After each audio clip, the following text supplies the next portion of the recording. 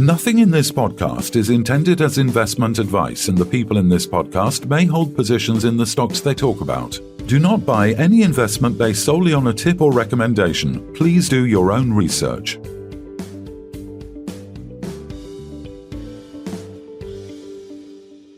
Hello and welcome to the Midweek Takeaway. Today we're joined by Che Connon, Chief Executive of 3D Biotissues, and Geoff Baker, Executive Director of BSF Enterprise. Welcome back, gents. Hi, Phil. Good afternoon.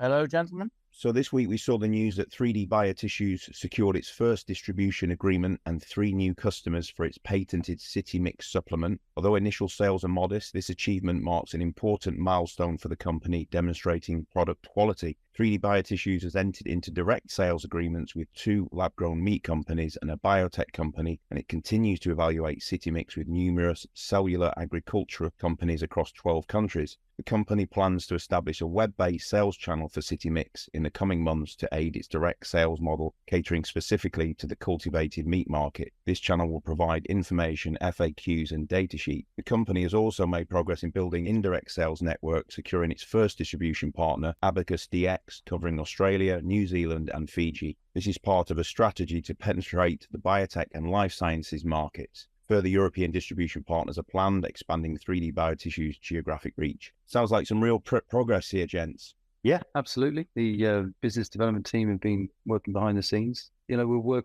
bringing a new product into a developing market, so that brings challenges with it. But we're doing well, addressing those, and making some really good progress. So you mentioned the initial sales obviously are modest, and is that something that you see as improving as word gets out about the product? And obviously you can scale up production. Plus, you mentioned that the web-based sales channels for City Mix should obviously help facilitate that, right? Yeah, we're just covering all the as many bases as we can, and having as many channels as we can to ramp up sales as quickly as we can. And these Phil, these sales are not just one-off sales. They will build relationships with the customers, and there'll be ongoing sales. And while they're modest at this stage, they'll certainly build over time. Yeah, that's right. Yeah, some of them are to companies in the cultured meat space, and of course that's a growing area in itself. They all kind of link up. But certainly, we're building relationships with these people. Yeah, it's not a kind of one-off sale, as you were saying. So we're not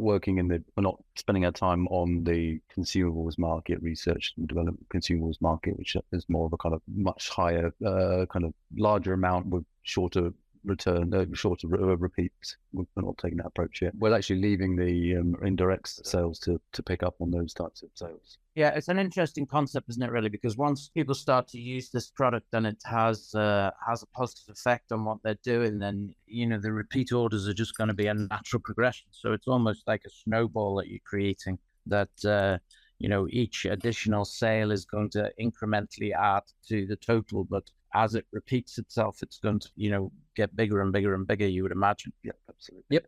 As someone said, we're not selling watches. They're not going to hang on to this and not buy another one for 20 years. It's ongoing. Yeah, it's something that is going to be needed. And obviously, as people upscale as well, the amount of the City Mix they're going to use is going to exponentially increase as well in terms of what they're doing. I mean, is there any volume internally that you think that's the limit of what you can actually produce, and then you will have to go outside to produce more? We're addressing that at the moment. We're looking at different ways of increasing that capacity, and there'll be news coming through regarding how we're going to do that. Okay. But there will be a limit, Evan, you're right. And when we'll go out into contract manufacturing, once the orders are getting larger and larger. And in terms of what you can do internally, have you done any sort of calculations to say, what you produce internally will make you cash flow positive as a company or not, as the case may be? Yeah, well, those aren't difficult calculations to make, but you're going to ask when the timing of that is and things like that. No, I'm not so much the timing. It's more internally with what you will do yourselves. Will that make yourselves cash flow positive? As in, you will be able to continue on your production and all the other things. Yeah, the scope of potential users is large, beyond the cultured. It's pretty large in the cultured meat, but it's beyond the cultured meat. It's even larger. Okay, very good. The City Mix really sort of is the foundation of the company in terms of revenue anyway. But the real exciting part, obviously, is the meat and the leather. So you had said in the RNS, the last two RNSs, that basically contract has now been signed for the leather. So all I want to know is which country, which company, how much are they going to pay you? All I can say is they're going to pay, and it's a good company. And it's beyond that, where it's highly confidential. They're very concerned about use of their name, and also, I suppose, giving away trade secrets and opportunities, and how they want to build their strategic development of the product or products. So it's a bit sensitive, as we've danced around this topic, and we've been talking to enough lawyers, and we're getting a bit jaded. So I think the best thing is not to speak to them. Don't push them, Kev. I mean, what drives a manufacturer to want to do it? I mean, what do you think is their kind of incentive? Is it the animal cruelty element of things, or is it just they want to be able to control their stock almost, or their supply chains? I think it's going to be multi-purpose, if you like. There's going to be lots of angles. Yeah, they're going to be consumer driven. So as the consumers become more in tune with environmental issues, which the younger generation are most certainly are, and a lot of the older generation too. But as new consumers come on board in these areas, it's predicted that they'll have a lot more concerns around where things are sourced and etc. So I think that's a big driver for them. I'm not a great purchaser of handbags, Phil, but I've been told that there are a lot of vegan bags for sale now, and a lot of plant-based leather products. I think that's if you're going to buy a leather product, you want to have to be leather, not synthetic. A plant-based material is, of course, not quite synthetic, but it's certainly not leather. What we can produce is the answer to leather producers' question of being able to give animal cruelty-free and vegan special version of leather, 100% leather animal skin, available for them as an alternate product for their product range. And I think that's going to be a huge benefit to those leather companies that jump on this opportunity and move quickly. Yeah, and I presume for these ultra high leather things, they want perfection in the leather as well, which isn't always possible on the hide of an animal. So I'm assuming that because it's lab grown, lab maintained, that the ability to produce almost flawless leather is also there as well. Yes, that's right.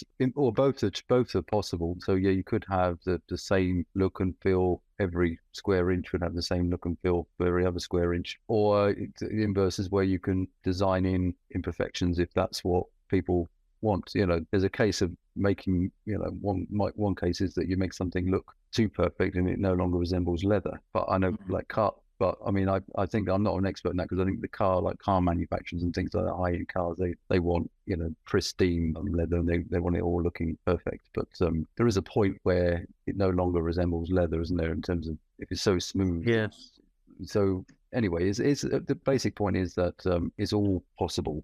Messy leather or perfect leather is all possible, and that's part of the strengths of when you can rationally design something. Then you have control over those parameters, which you have really no control over them when it's grown in a field. Yeah, it's good. So obviously this is under supreme secrecy and NDAs, and scared to sneeze just in case this company finds out. And I presume it's because this company wants an advantage over its peers, because there is only yourselves producing this as we speak.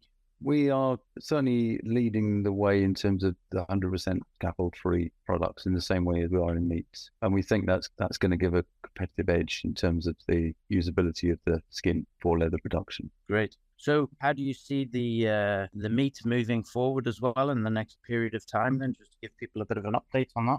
It's all going to plan. That's as much as I've got to say, I think, at the moment. Okay. Good. Well, we look forward to you coming back on and obviously updating the market in due course. And we'll say Geoff Baker and Che Connon, thanks very much for your time. Thank you. Excellent. Thanks, Phil. Thanks, Kevin. Thanks, guys. This podcast was brought to you by Roast PR Limited. If you would like to appear on a future episode of The Sunday Roast, please email admin@thesundayroast.net.